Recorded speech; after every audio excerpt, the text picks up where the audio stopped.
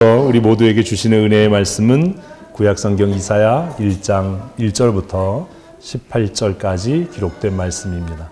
우리 말씀의 뜻을 생각하시면서 함께 천천히 한 목소리로 읽겠습니다. 유다왕 우시아와 요담과 아하스와 히스기야 시대에 아모스의 아들 이사야가 유다와 예루살렘에 관하여 본 계시니라. 하늘이여 들으라, 땅이여 귀를 기울이라. 여호와께서 말씀하시기를 내가 자식을 양육하였거늘 그들이 나를 거역하였도다. 소는 그 임자를 알고 나귀는 그 주인의 구유를 알건만은 이스라엘은 알지 못하고 나의 백성은 깨닫지 못하는도다 하였도다. 슬프다 범죄한 나라요 허물어진 백성이요 행악의 종자요 행위가 부패한 자식이로다. 그들이 여호와를 버리며 이스라엘의 거룩하신 이를 만홀히 여겨 멀리하고 물러갔도다. 너희가 어찌하여 매를 더 맞으려고 패역을 거듭하느냐. 온 머리는 병들었고 온 마음은 피곤하였으며 발바닥에서 머리까지 성한 곳이 없이 상한 것과 터진 것과 새로 맞은 흔적뿐이거늘 그것을 짜며 싸매며 기름으로 부드럽게 함을 받지 못하였도다.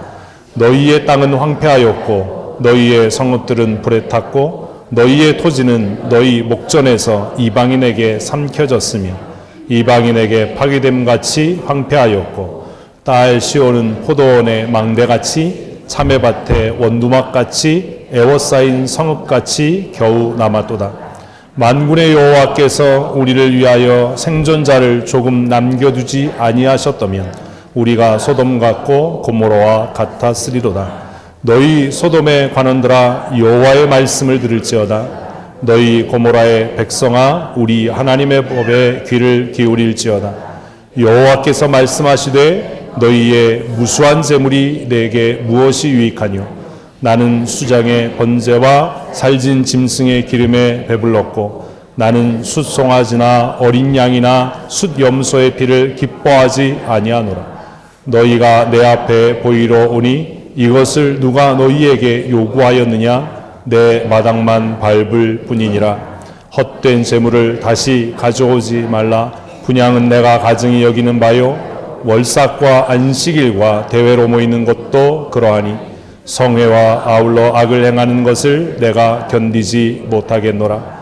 마음이 너희의 월삭과 정한 절기를 싫어하나니 그것이 내게 무거운 짐이라. 내가 지기에 곤비하였느니라. 너희가 손을 펼 때에 내가 내 눈을 너희에게서 가리고 너희가 많이 기도할지라도 내가 듣지 아니하리니 이는 너희의 손에 피가 가득함이라. 너희는 스스로 씻으며 스스로 깨끗하게 하여 내 목전에서 너희 악한 행실을 버리며 악을 그치고 선행을 배우며 정의를 구하며 학대받는 자를 도와주며 고아를 위하여 신원하며 과부를 위하여 변호하라 하셨느니라. 여호와께서 말씀하시되 오라 우리가 서로 변론하자. 너희 죄가 주홍 같을지라도 눈과 같이 이어질 것이요 진홍같이 붉을지라도 양털같이 희게 되리라. 아멘. 아멘. 오늘은 부흥 그 두 번째입니다. 지난주에 하박국서를 통해서 하박국이 하나님 앞에 격렬하게 시위하고 또 항의했던 것들을 우리가 살펴보았습니다. 하박국이 알지 못했던 게 한 가지 있었죠. 하박국이 알지 못했던 것은 하나님께서 왜 그 택하신 백성, 하나님의 거룩한 이름을 두시기 위해서 택하신 그 백성들을 부끄럽게 하시고 수치스럽게 하시고 그들에게 재앙과 저주를 내리시는가 하는 것이었습니다. 그래서 하박국이 보기에 하나님의 택한 백성 이스라엘이 당하는 수치와 부끄러움, 포로로 끌려가는 그 압제를 당하는 일들이 너무나 부당한 일처럼 보여졌습니다. 그러나 하나님께서는 그에게 다시 말씀하시기를 여호와의 말씀, 하나님의 언약의 말씀을 서판에 기록하되 달려가면서도 읽을 수 있도록 명확하게 기록하라 라고 말씀하셨습니다. 그리고 나서야 하박국이 깨달은 것이 있습니다. 그게 뭐냐 하면 하나님께서 그들을 진멸하고 죽이시기 위해서 재앙을 내리신 것이 아니라 그들을 회복케 하시고 다시 새롭게 하시고 부흥케 하기 위해서 그들에게 재앙과 심판과 저주를 허락하셨다라고 하는 그 한 가지 사실이었습니다. 그래서 하박국은 하나님 앞에 다시 기도합니다. 하나님께서 하나님의 부흥을 이 수년 내에 속히 이루시기를 원합니다. 그러나 하나님, 진노 중에라도 긍휼을 잊지 말아 주십시오 라고 하는 기도를 하박국이 하는 것을 우리가 지난주에 살펴보았습니다. 하박국의 기도의 내용을 우리가 다시 한번 생각하면서 이사야 1장의 말씀을 떠올리게 됩니다. 이사야 1장은 말 그대로 이사야가 하나님께로부터 받은 묵시인데, 오늘 이사야 1장 1절 말씀을 다시 한번 읽어보겠습니다. 유다 왕 우시아와 요담과 아하스와 히스기야 시대에 아모스의 아들 이사야가 유다와 예루살렘에 관하여 본 계시라. 어떤 곳에는 묵시라고 쓰고 어떤 곳에는 계시라고 씁니다. 별반 차이가 없지만 명확하게 따지면 차이점이 있지요. 오늘 여러분들에게 드리는 숙제입니다. 묵시와 계시의 차이를 한번 찾아보셨으면 좋겠습니다. 지난주에도 숙제를 내드렸는데 물론 안 하셨겠죠. 숙제를 잘 하셔야 됩니다. 그게 여러분들의 신상에 이롭습니다. 묵시는 무엇이고 계시는 무엇인가 좀 어려워요. 어려운데 한 주간 동안 우리 내 박사님의 도움을 받아서, 내 박사님이 누군지 모르세요? 내 박사님이나 야 박사님의 도움을 받아서 잘 한번 살펴보시면 좋을 것 같습니다. 하나님께서 아모스의 아들인 이사야를 부르셔서 하나님의 선민 이스라엘과 유다, 특별히 예루살렘에 관한 말씀들을 그에게 듣도록 깨닫도록 그렇게 하셨습니다. 그런데 2절부터가 이제 암울한 이야기가 시작이 됩니다.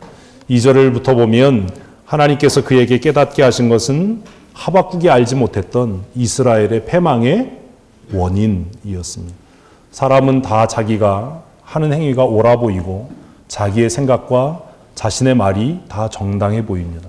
그러나 하나님은 우리의 마음의 중심을 보시고 그 옳고 그름의 기준은 내 자신에게 있는 것이나 다수 많은 군중에게 있는 것이 아니라 하나님의 말씀에 근거하는 것이지요.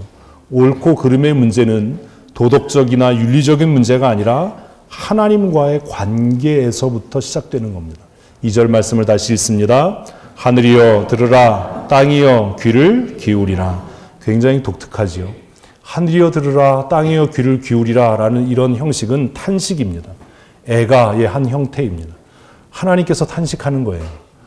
인간이, 선지자가 탄식하는 것이 아니라 이사야 1장 2절을 보면 하나님의 탄식을 우리는 만나게 됩니다. 하나님께서 왜 탄식하시지요? 하나님께서 왜 마음 아파하시지요? 하박국은 그 백성이 당하는 고통, 그 백성이 당하는 수치, 그 백성이 당하는 압제로 인해서 마음이 아팠는데 이사야 1장 2절에 오면 하박국보다 더 마음이 아프고 더 탄식하는 하나님을 만나게 된다라는 겁니다. 오늘 혹시 하나님께서 저와 여러분으로 인해서 탄식하고 계시지는 않습니까? 내가 보기에는 내가 옳고 내가 정당해 보이고 내가 억울해 보이지만 하박국처럼 말입니다. 그러나 하나님께서 우리를 보실 때 하늘이여 땅이여 듣고 귀를 기울이라라고 탄식할 만큼 우리의 행위가 하나님과의 관계가 어긋나 있지는 않는가 하는 것들을 오늘 아침 살펴볼 수 있었으면 좋겠습니다.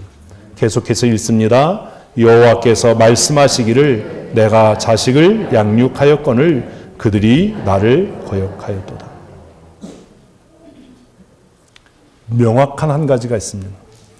우리가 하나님과의 언약을 지키고 하나님의 율법을 지켜서 은혜를 받는 것이 아니라 하나님께서 먼저 우리를 택하시고 사랑하시고 우리에게 은혜를 주셨기 때문에 우리가 그 은혜 언약 안에 거하여 살아가야 하는 줄로 믿습니다. 이것이 개혁주의 구원관입니다. 구원에 있어서 인간의 선행이나 도덕적인 의지나 노력은 아무런 가치가 없습니다. 내가 하나님을 사랑하는 것이 아니라 하나님께서 우리를 사랑하셨습니다. 다시 한번 우리 옆에 분에게 권면하십시다. 하나님께서 당신을 사랑하십니다.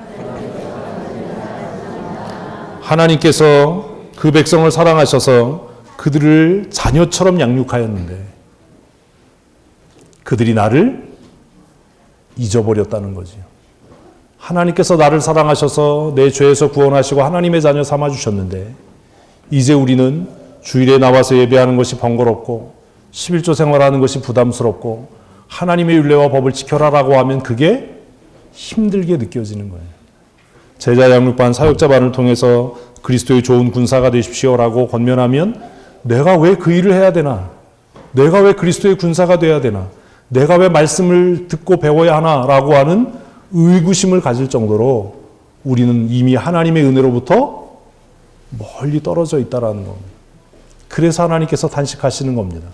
3절 말씀을 계속 읽습니다. 소는 그 임자를 알고 나귀는 그의 주인의 구유를 알건만은 이스라엘은 알지 못하고 나의 백성은 깨닫지 못하는도다 하였도다. 하나님의 은혜를 버렸다는 거죠.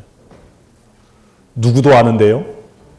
소도 알고 나귀도 아는데 어떻게 너희가 하나님의 은혜를 잊어버릴 수 있냐.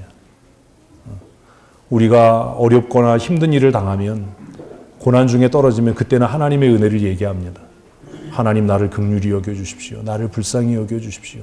나에게 은혜를 내려주십시오. 근데 조금 상황이 낮으면 어떻죠? 다 내가 한 것 같은 거예요. 내가 훌륭하고 내가 열심히 있고 내가 기도 많이 하고 그래서 내 노력으로 내가 무언가 이루었다라고 착각하고 있지 않습니까? 나귀도 소도 잊지 않는 그것을 우리는 잊고 사는 거지요. 무엇을요? 하나님의 은혜요. 하나님의 은혜. 노래하기는 쉬워요. 은혜 아니면 나 서지 못하리. 노래하기는 쉬워요. 그러나 날마다 그 은혜를 기억하고 은혜에 합당한 삶을 사는 것은 쉬운 일이 아닙니다. 하나님께서 매주 주일 예배를 통해서 저와 여러분 안에 하나님의 풍성하신 은혜를 회복해 하셨으면 좋겠습니다. 정말 날마다 내가 사는 것이 하나님의 은혜라고 하는 것을 잊지 않고 고백할 수 있는 믿음의 사람 되시기를 축복합니다. 4절입니다. 슬프다 범죄한 나라여 허물어진 백성이여 행악의 종자여 행위가 부패한 자식이로다. 그들이 여호와를 버리며 이스라엘의 거룩하신 이를 만홀히 여겨 멀리하고 물러갔도다. 질문이요. 뭐가 범죄지요? 슬프다 범죄한 나라요 허물어진 백성이요 행악의 종자요 행위가 부패한 자식이다 라고 하나님이 탄식하시는데 여러분 뭐가 범죄입니까? 뭐가 범죄죠? 하나님을 잊는 것이요.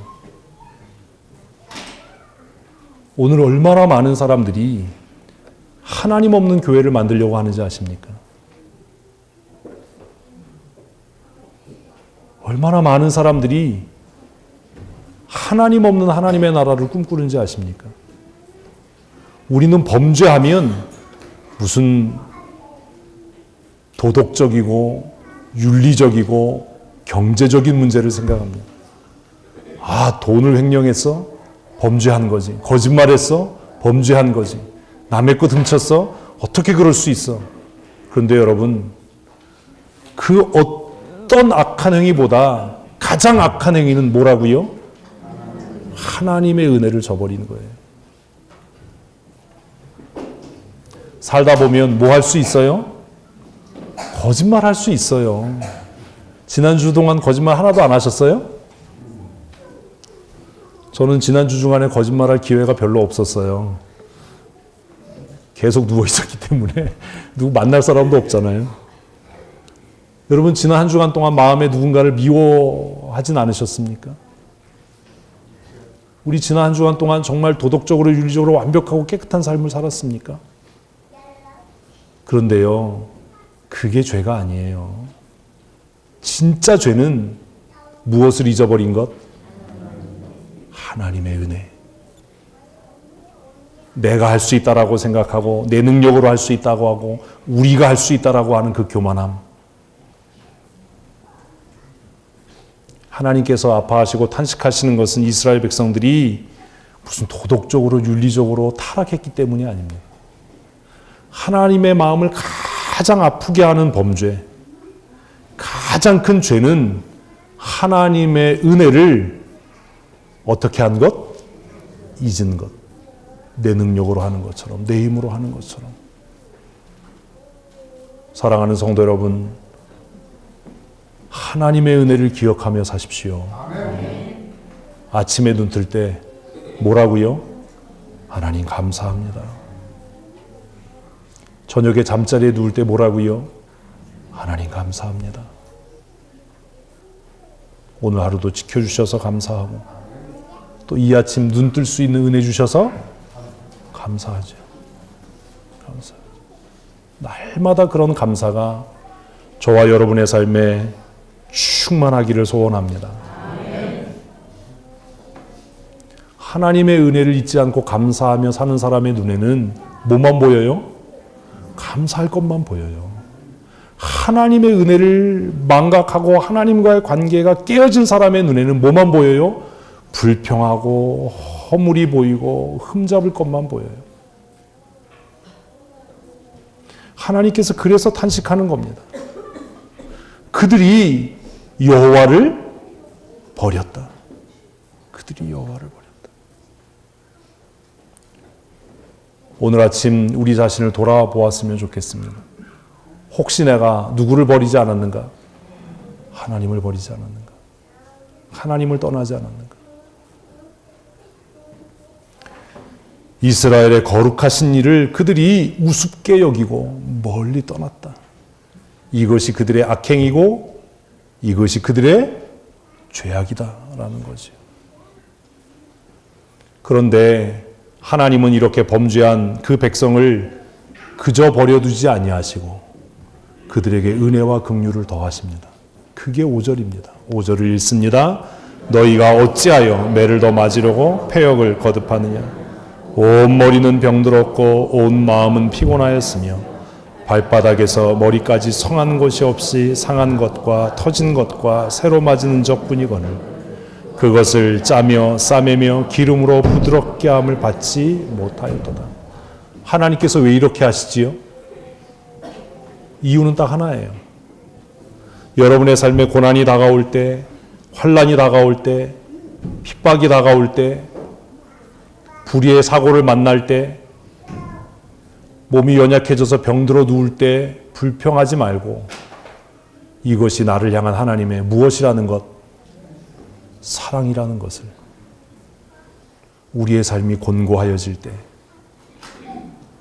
가난해질 때, 관계가 깨어질 때, 마음이 불편해질 때 그것 때문에 원망하고 불평하고 고민하지 말고 하나님께서 나를 사랑하심으로 나에게 고난을 더하시는구나. 아멘. 아멘. 그렇게 깨달을 수 있는 믿음의 사람이었으면 좋겠습니다. 하나님께서 이스라엘 백성들에게 왜 이렇게 하시는 거지요? 이유는 딱 하나예요. 돌아와라. 돌아와라. 내게로 돌아와라. 내게로 돌아와라. 하나님께서 그리스도의 피값으로 세우신 주의 몸된 교회에 고난과 시험과 환난을 더하시는 목적이 뭐겠습니까? 사랑하는 성도 여러분, 그리스도의 피값으로 세운 교회는 절대로 쇠하거나 패하지 않습니다. 우리 김혜진 집사님이 기도한 것처럼 교회는 마침내 승리합니다. 믿으십니까? 아멘. 그런데 왜 하나님께서 교회의 고난을, 사랑하는 성도들에게 환난과 가난과 핍박과 어려움을 더하시지요? 여러 가지 이유 중에 가장 첫 번째 이유는 돌아오라는 거예요. 돌아와라. 돌아와라. 누구에게로? 내게로 돌아와라. 우리 교회가 하나님으로부터 멀어진 것이 있다면 이 1월이 다 가기 전에 우리 회개하고 하나님께로 돌아설 수 있었으면 좋겠습니다. 내 삶의 고난을 허락하시고 내 삶의 아픔을 허락하시고 내 삶의 상처와 역경을 허락하셔서 내 교만을 깨트리시고 내 아집을 꺾으시고 나로 하여금 내 죄를 목도할 수 있도록 피하고 싶고 거부하고 싶고 보고 싶지 않은 내 악함을 내 스스로 보도록 하셔서 그 죄로 인해서 아파하고 슬퍼하고 마침내 하나님 앞에 회개케 하시는 하나님의 은혜가 저와 여러분의 삶에 충만하기를 소원합니다. 그래서 이 말씀이 은혜인 겁니다. 이사야 1장은 은혜입니다. 내게로 돌아와라. 내게로 돌아와라. 내가 너희를 부끄럽게 하고 너희를 황폐하게 할 때에, 우리 7절 말씀 계속해서 읽습니다. 너희의 땅은 황폐하였고 너희의 성읍들은 불에 탔고 너희의 토지는 너희의 목전에서 이방인에게 삼켰으며 이방인에게 파괴됨같이 황폐하였고 딸 시온은 포도원의 망대같이 참외밭의 원두막같이 에워싸인 성읍같이 남겨두었다. 아멘. 지금 많이 어려우신가요? 많이 힘드십니까? 하나님께서 그래도 우리를 사랑하셔서 돌아오라고 명령하시는 줄로 믿으십시오. 우리가 주께로 돌아오면 이 슬픔이 변하여 기쁨이 되게 하실 줄로 믿습니다. 이 근심과 눈물이 변해서 찬송이 되게 하고 춤이 되게 하실 줄로 믿습니다. 이것이 하나님의 은혜입니다. 사업이 어려워질 때, 관계가 깨질 때, 몸이 병들어 깊은 절망의 나락으로 떨어질 때, 원망하고 불평하기 이전에 하나님 앞에 마음 깊은 곳에서부터 감사할 수 있는 믿음의 사람들이 되십시다. 하나님이 우리를 사랑하시는 증거가 바로 그것이기 때문입니다. 그러나 하나님의 사랑은 여기에서 끝나지 않습니다. 그 심판과 그 모진 징계 가운데 하나님께서 우리에게 베푸신 그 은혜, 이 8절이지. 8절. 하나님께서 어떻게 하셨다고요? 남겨두셨다라는 거예요. 그래서 이사야의 전체의 핵심 가운데 하나는 남겨진 자, 남은 자에 대한 약속입니다.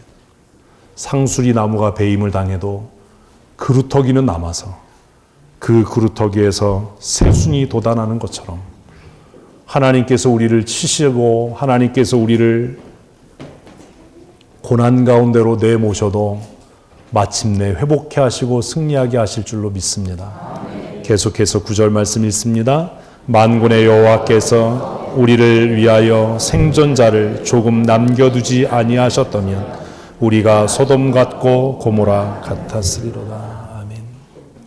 하나님께서 우리에게 징계를 허락하시고 고난을 주시는 이유는 소돔과 고모라 같이 아주 멸망당하지 않고 회개하고 주께로 돌아오게 하기 위함입니다.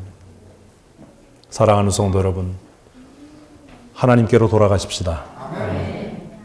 회복해 하시고 싸매 주시고 다시 승리케 하시는 주님께서 저와 여러분의 삶과 우리 교회와 가정에 놀랍고 넘치는 은혜를 주실 줄로 믿습니다. 이제 하나님께서 이사야에게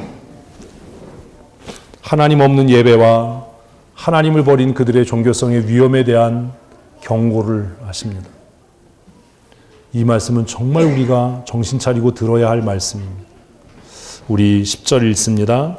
너희 소돔의 관원들아 여호와의 말씀을 들을지어다. 여기 소돔의 관원이 누구예요? 이스라엘의 지도자들이에요. 특별히 대제사장들, 선지자들, 서기관과 바리새인들, 사두개인들. 계속해서 읽습니다.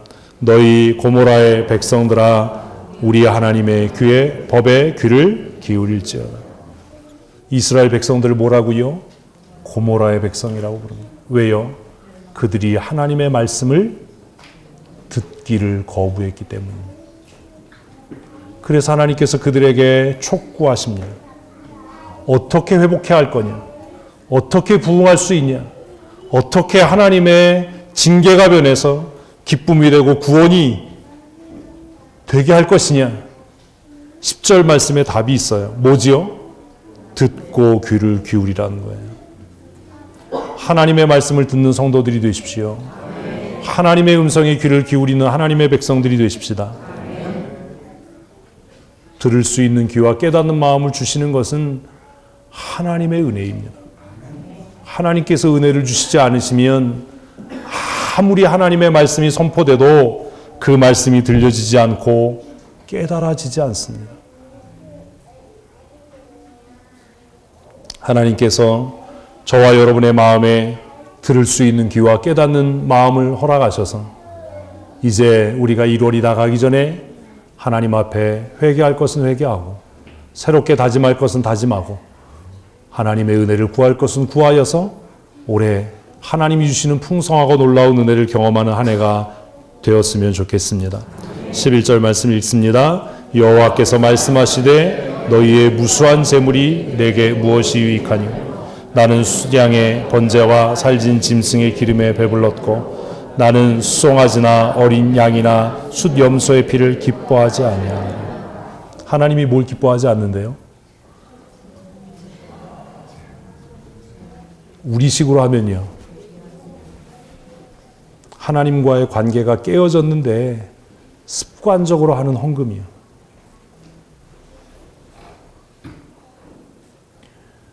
많은 인본주의적인 사람들은 자신들이 교회에서 헌금 생활 많이 하고 물질로 헌신하는 것을 자랑하고, 그래서 내가 이렇게 많은 물질을 들여서 헌신하니까 내가 교회의 기득권자가 돼야 하고 교회 사역과 목회 방향에 어떤 영향력을 끼쳐야 하고, 그리고 내가 주인으로 교회를 경영하는 것이 옳다라고 생각하는 사람들이 있습니다. 그런데 문제가 뭐냐 하면 하나님은 그들의 드리는 연보를 기뻐하지 않는다는 거예요. 여러분, 생활이 궁핍하고 어려워서 하나님 앞에 많은 것을 드리지 못한다고 해서 마음 아파하거나 그것 때문에 기죽지 마십시오. 하나님은 우리의 드리는 물질의 액수를 보시는 것이 아니라 우리의 마음의 중심을 보시기 때문입니다. 이스라엘 백성들은 부유해졌습니다.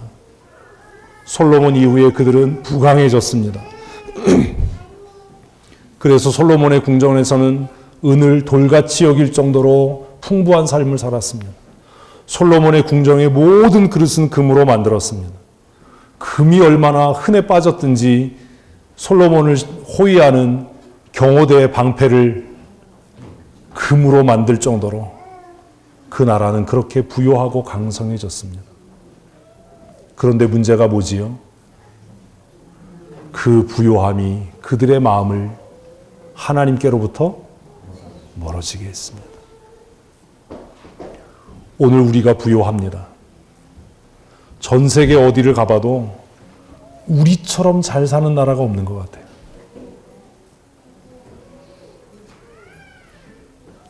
우리가 소위 말하는 선진국에 이렇게 가봐도 우리나라처럼 잘 먹고 살지는 못하는 것 같아요. 유럽은 딱 영국 한 군데 가봤지만 대부분 외국에서 온 사람들 데리고 한정식 가면 반응이 어떻지요? 기절 직전. 뭐 이렇게 반찬을 많이 놓고 먹냐 이거. 우리 너무 잘 살아요. 너무 빠르게 잘 살게 됐어요. 한국전쟁이 끝난 지 6.25 사변이 끝난 지 얼마 되지 않았는데 6.25 전쟁 끝났을 때 우리는 방글라데시보다 못 살았어요. 나 국민학교 다닐 때 세계에서 제일 못 사는 나라 하면 어디요? 방글라데시 뭐 이랬는데 우리 6.25 끝난 다음에 방글라데시보다 못 살았어요. 필리핀보다 못 살았어요. 네팔보다도 못 살았어요.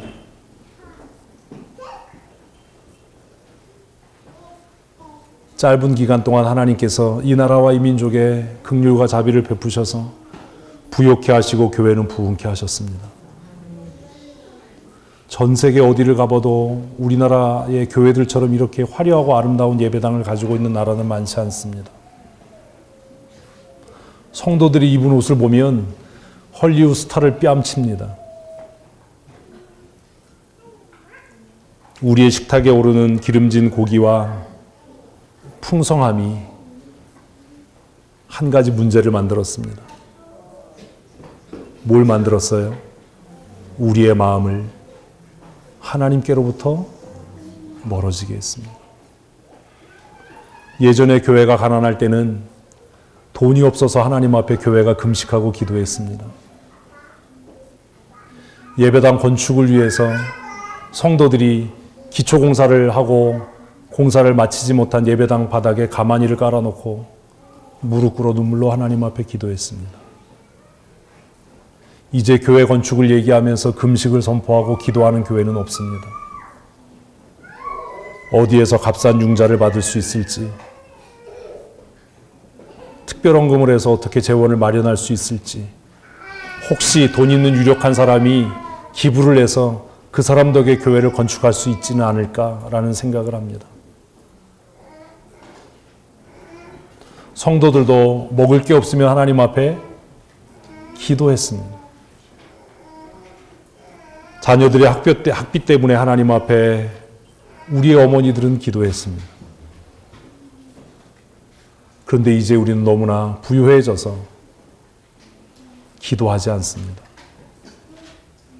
제가 말씀드렸잖아요.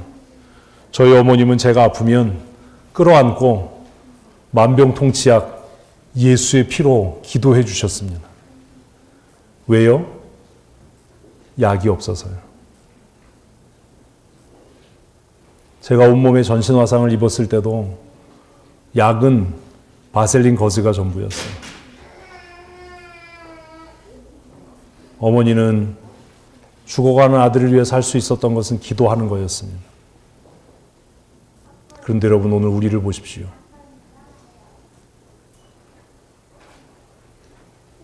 아이가 아프면 기도합니까? 좋은 의사를 찾습니다. 약을 챙겨 먹어야 되는데 걱정을 합니다. 하나님께서 그 아이를 지키실 거라고 우리는 믿지 않습니다.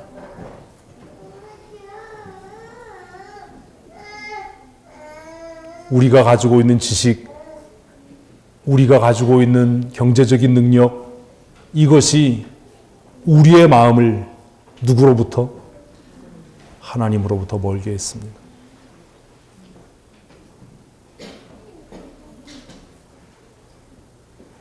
저는 의학적인 지식도 없습니다.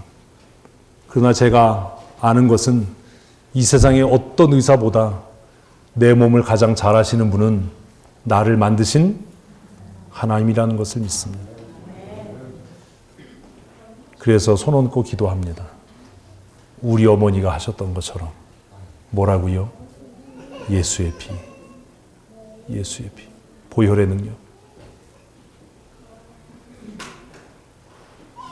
잠자리에 들 때 다리를 붙잡고 기도합니다. 예수의 피. 예수의 피가 나를 낫게 하고 예수의 피가 나를 회복해 할 줄로 믿습니다. 찬송은 쉽지요. 예수의 피밖에 없네. 예수의 피밖에 없네. 무엇이 여러분들의 마음을 하나님께로부터 멀게 했습니까? 자녀에 대한 염려, 돈에 대한 근심, 미래에 대한 염려, 이것을 오늘 예배를 통해서 십자가 앞에 묻어버리십시다. 하나님께로 돌아서셔야 돼요. 제 어머니가 저에게 늘 들려주셨던 이야기는 그거였어요. 나는 너를 하나님께 맡겼다. 별로 걱정을 안 하셨어요. 나는 너를 하나님께 맡겼다. 근데 문제는 어머니가 저를 너무 확실하게 하나님께 맡겨서 제가 좀 고생을 했다는 거예요. 하나님께 너무 많이 맡겨서 대학교 등록금도 안 주시고 하나님께서 주실 거야.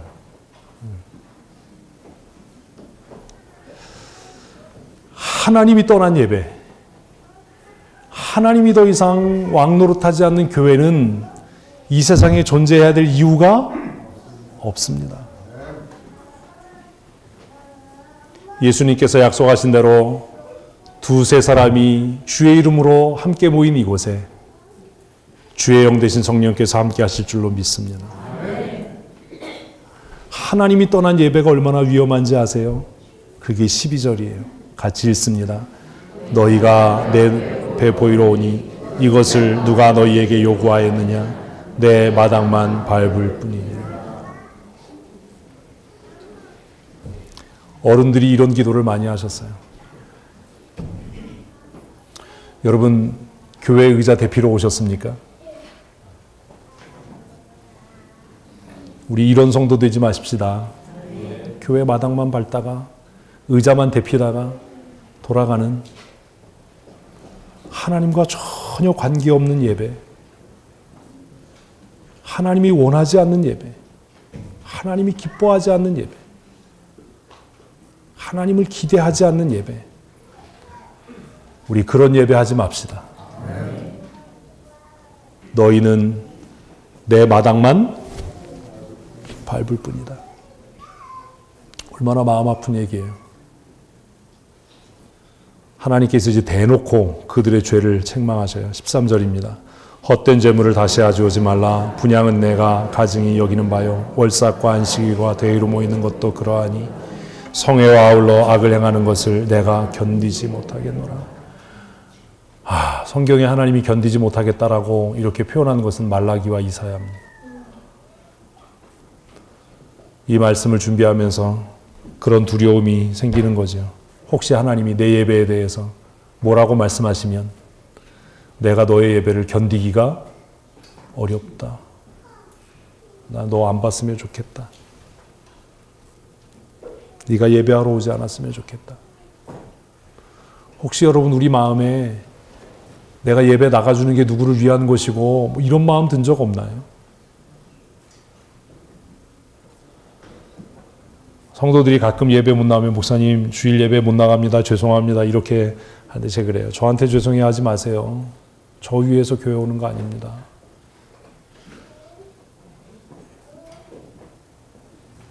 하나님이 견디실 수 없는 예배, 그런 예배가 있다는 거예요. 하나님이 참을 수 없는 예배가 있다는 거예요. 1년 52주 우리의 예배가 하나님이 원하시고 하나님이 기뻐하시는 그런 예배 될 줄로 믿습니다. 우리 전심을 다해서 예배하십시다. 14절 읽습니다. 내 마음이 너희의 월삭과 정한 절기를 싫어하나니 그것이 내게 무거운